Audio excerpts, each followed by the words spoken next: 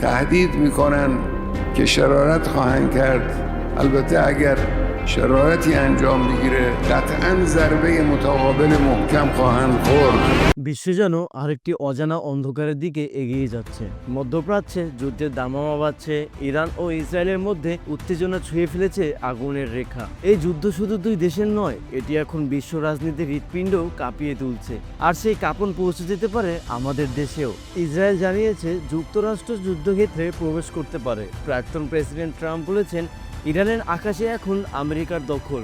এরই মধ্যে মধ্যপ্রাচ্যে পাঠানো হয়েছে 30টিরও বেশি রিফুয়েলিং ট্যাঙ্কার, যুদ্ধজাহাজ এবং বাংকার বাস্টার বোমা।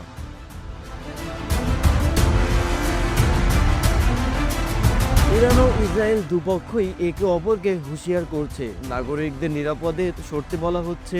এ যেন যুদ্ধ নয়, সর্বনাশের এক প্রহর গণনা। এই যুদ্ধ যদি আরও বিস্তার লাভ করে তাহলে সিরিয়া, ইরাক, ইয়েমেন সহ অনেক দেশ জড়িয়ে যেতে পারে।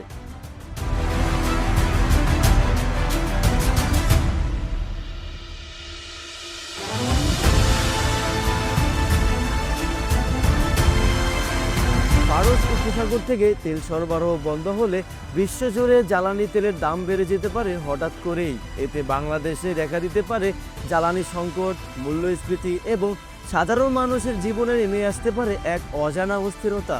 মধ্যপ্রাচ্যে রয়েছে প্রায় 30 লাখ বাংলাদেশি শ্রমিক। যুদ্ধ শুরু হলে তারা পড়তে পারেন সরাসরি ঝুঁকিতে। রেমিটেন্স হ্রাস পেতে পারে, যা বাংলাদেশের অর্থনীতির জন্য একটি বড় আঘাত। তেল ও গ্যাস আমদানির খরচ বেড়ে যেতে পারে অনেক গুণ, যার প্রভাব পড়বে প্রতিটি মানুষের ঘরে। ইরান ও ইসরায়েল যুদ্ধ শুধু দুই দেশের নয়, এটি এখন বৈশ্বিক সংকটে রূপ নিচ্ছে। বাংলাদেশের মতো দেশগুলোর জন্য এটি শুধু খবর নয়, এটি হতে পারে এক ভবিষ্যতের বিপদ সংকেত। আশা করি বিশ্ব নেতারা আগুন নয়, এবার আলো জ্বালাবেন, কারণ যুদ্ধের ধ্বংসস্তূপে কোনো জাতির ভবিষ্যৎ গড়া যায় না।